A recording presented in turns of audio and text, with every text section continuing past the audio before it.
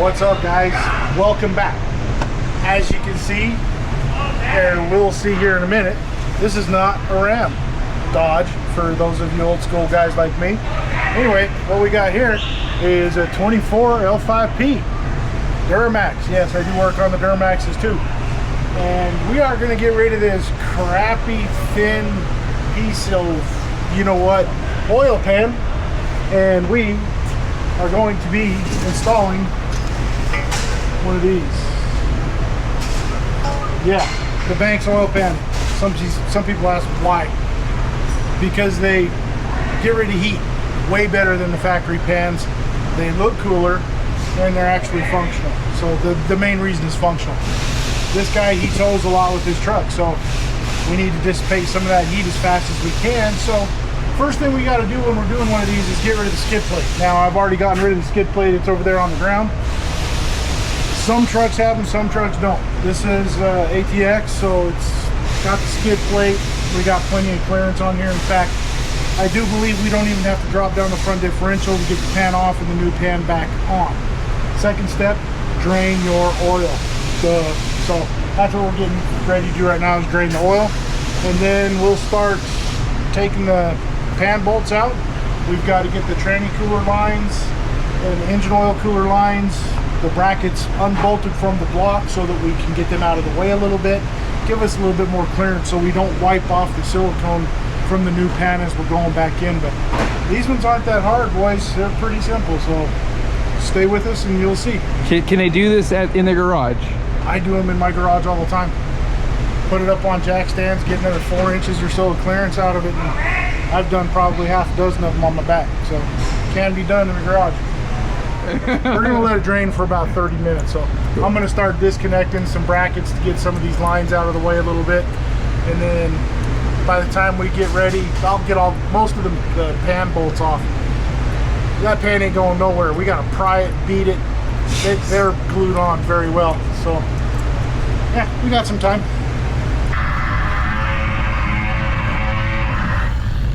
So what you do there? I'm pulling these brackets for these cooler lines so that we can get them away from the flange of the oil pan. Okay.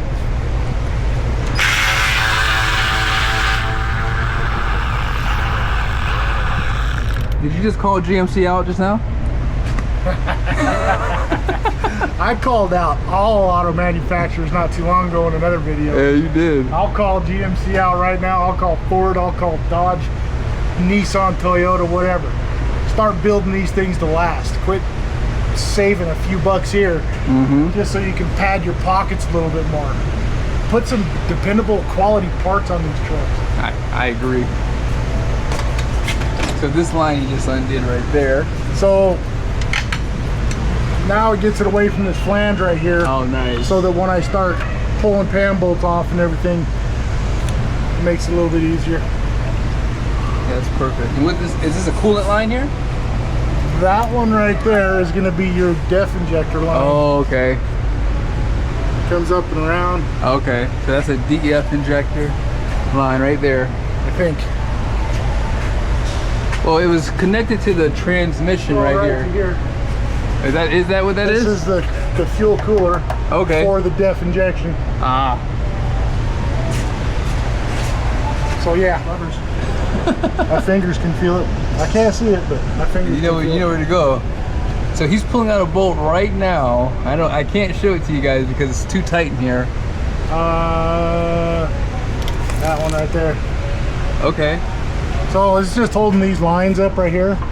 And I have to take that one loose, of course, to help those slack off, but also so I can get this 10mm nut off so that I can get these lines away from the flange. Okay.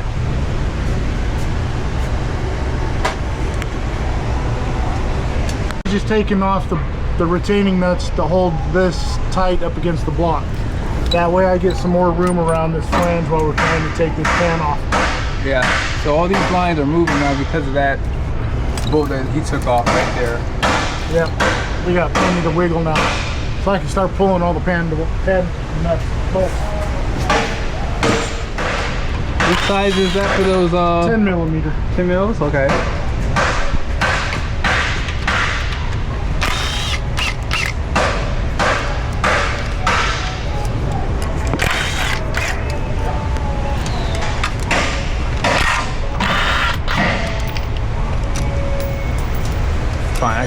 Yeah, they're going in the trash anyway. Okay.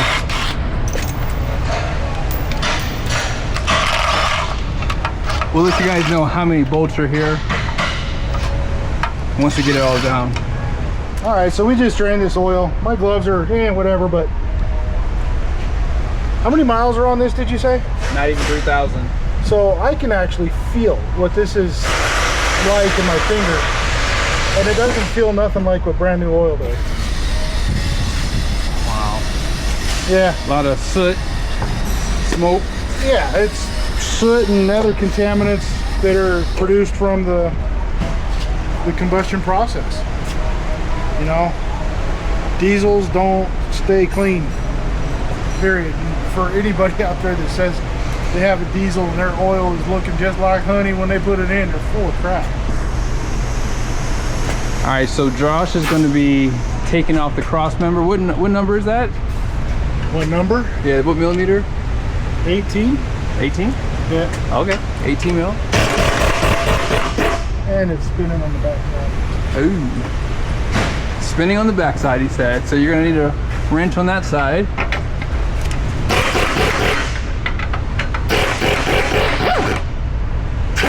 And you gotta love Chevy with all of this wax that they put on this. I knew you were going to say something. I knew you were going to bring it up. Stuff makes a mess out of everything. I gotta brake clean all my tools when I'm done. Really? Get all Wow. this wax off. Yeah. That's the worst thing about working on a Chevy. I think by 2027 this will be going though. I don't know, they seem to like it and have for 100 years. Yeah, so they have 4 bolts for that cross member right here, guys. And all that cross member does is supports the back of the skid plate. Really? Uh-huh. And it helps give some frame rigidity. Okay.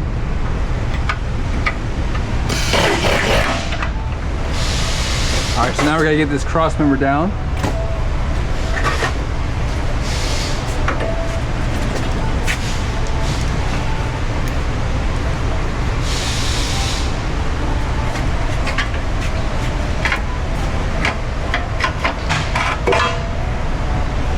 Too easy.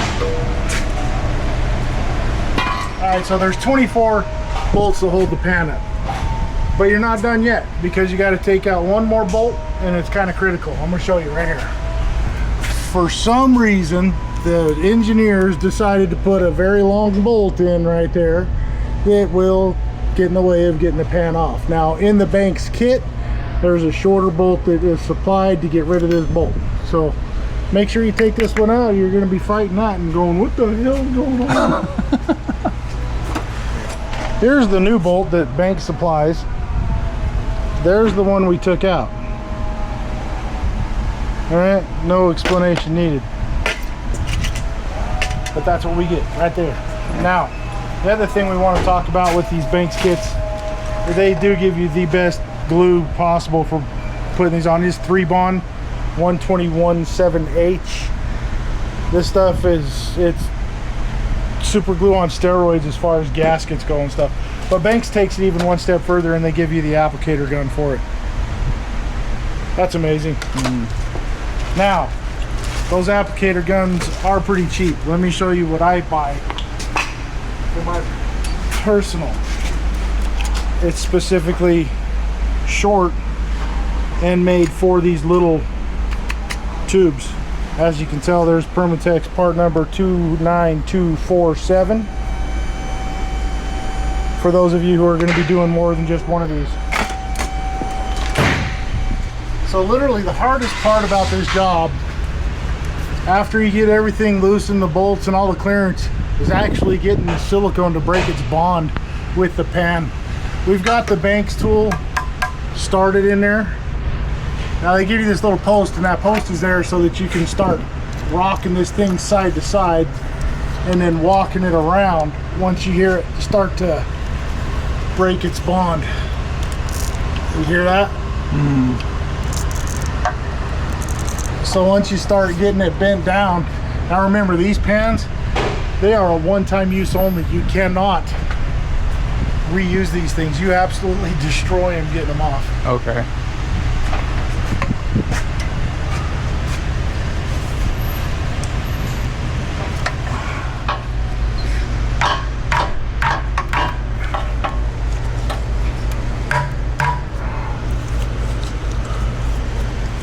That's not the part that Banks supplied.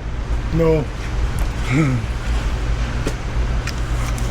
It is not.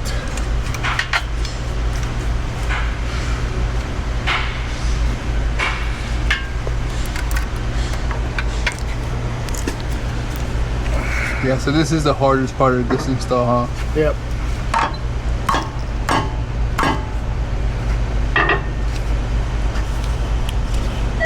Just trying to get a good spot where you can get that bond broke from that silicone, that rebond.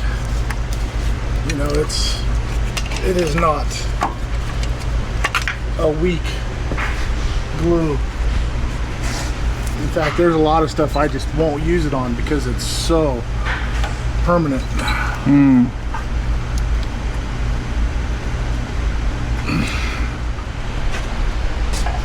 All right, so one thing to keep in mind when you're beating and prying and all that crap trying to get that bond to break, the block that you're taking it off of, anyway, it's all aluminum, and you can't just go beating stuff in there.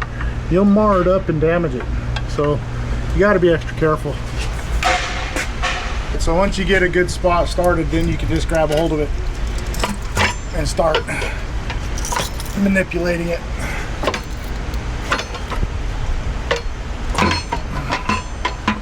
Wow. Just like that. Would you say it's better to start from the back of it? I find better luck starting on this back corner right here, but I've also got tools that I can beat on with a hammer. So let me show you what I mean by that. So my little hoodoo-majiggers, these guys right here, I have a set. I've got a long one, a short one, and then one with a slight bend on it. They have the metal plate on the back so that you can hammer on them. You go and just get cheap ones. These ones are from Matco. And Snap-on has them, Mac has them, all of them that you can pound on with a hammer. So these are the better ones to get. What else were you using? That big old long...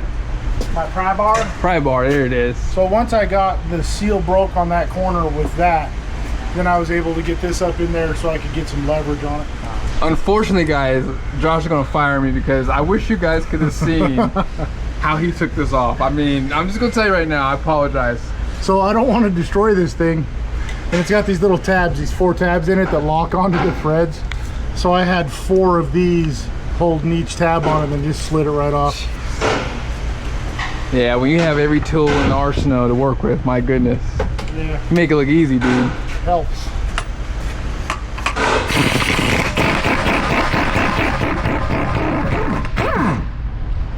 So unfortunately, we have to drop the diff down instead. Yeah.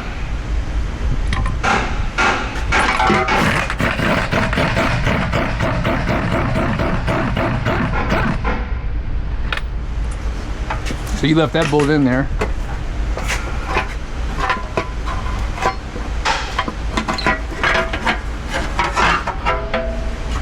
There it is.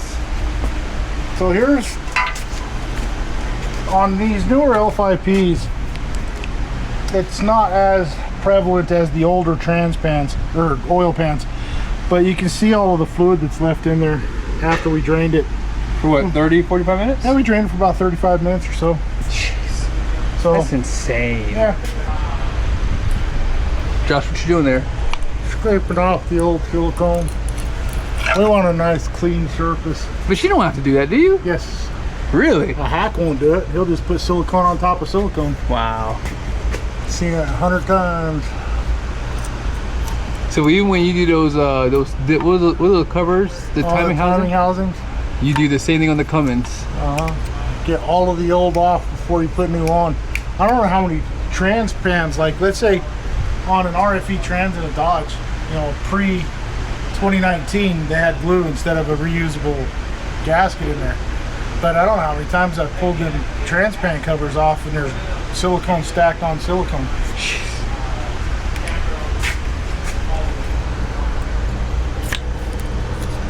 So I'm going to get the bulk off with this razor blade, and then I'm going to use a wire brush to clean off the rest, get back to bare aluminum.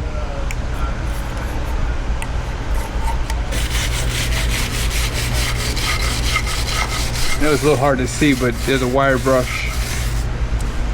So you wire brush it and you get all the way back to Oh wow, look at that.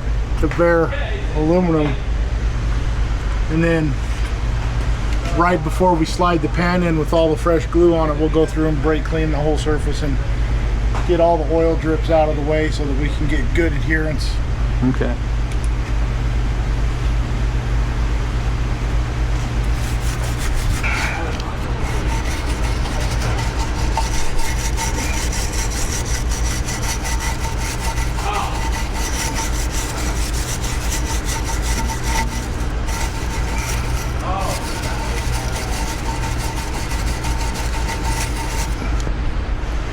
So what we're doing right now is just a dry fit with the pan.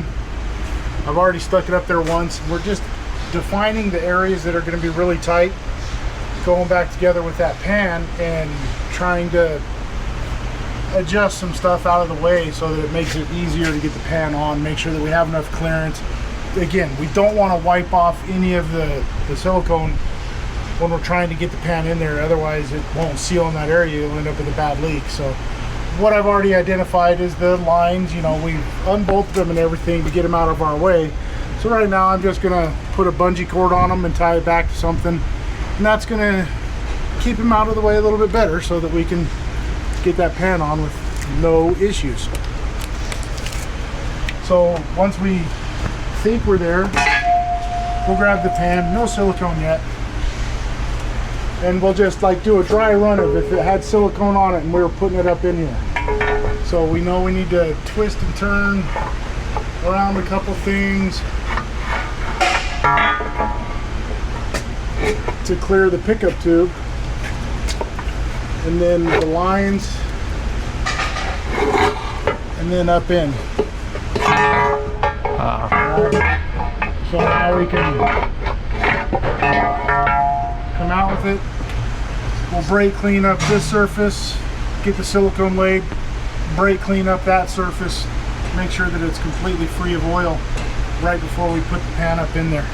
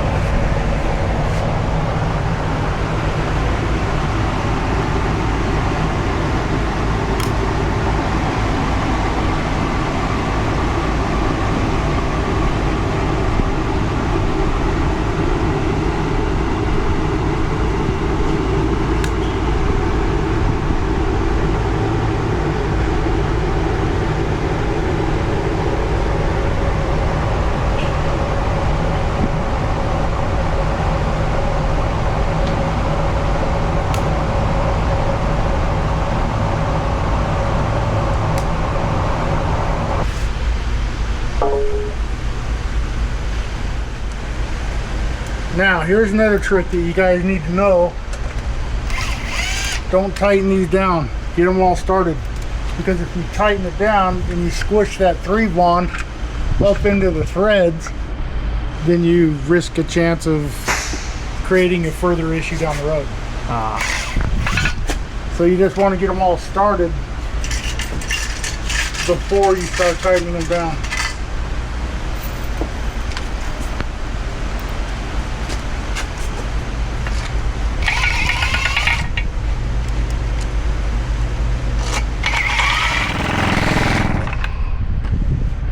Put the diff back up. Yeah, so all we got to do is put the cross member back in, reattach all the lines, secure them, and fill the engine with oil, and she's done. I don't think I'm going to bore you guys with all of the other piddly little crap, but yeah, it's the opposite of how you took it apart, right? So what's next in the next video? So one cool thing about the Banks oil pan is they give you a little access hole in the bottom. Some of it's for if you want to put a temp sensor in there or whatever.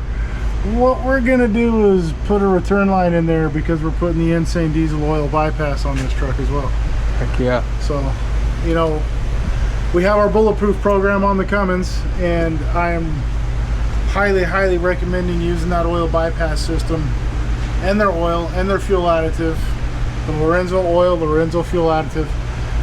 It's, you know, if you can't afford to go the whole step with bulletproofing your diesel engine, then you definitely need to at least invest in one of these oil bypass systems. So this is the filter assembly. The median inside, it's toilet paper roll style. Starts off at 10 micron and filters down to 1 micron. So it's a progressive filter. And the Lorenzo oil, you guys you can't just take my word for this stuff. Do your own research and find out exactly what that stuff has in it. It's awesome. It is probably the #1 good thing you can do for your engine that's not going to break the bank is get this oil bypass system in, get the Lorenzo oil in, use Lorenzo fuel additive, and go with the oil sample process. Because I'm telling you right now, you've heard me time and time and again talk about how you can't run your oil 15,000 miles, guys. Well, with this oil filter bypass system in and it cleaning the particulates out of the oil, you're actually able to tailor how long you can go on your oil changes by utilizing the analysis. They're seeing people go 40,000 miles. All they're doing is dropping filters every 15. So do the math. In a few years, the system pays for itself, and it'll save you on your engine.